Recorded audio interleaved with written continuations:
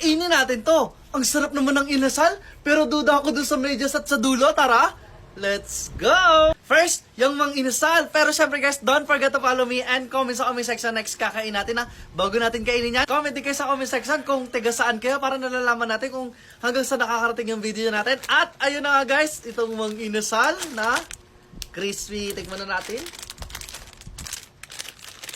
Crispy. Yung crispy niya, wala naman ng laman. Gusto po.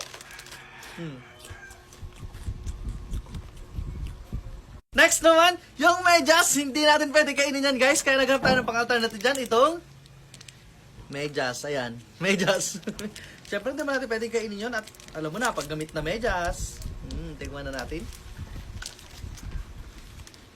Ang sarap niya.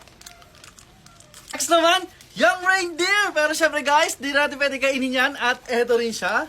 Tapos na yung Christmas. Pero may reindeer pa rin tayo. Tikman natin. Masarap din to guys. Like, follow, comment, and share. Bye-bye!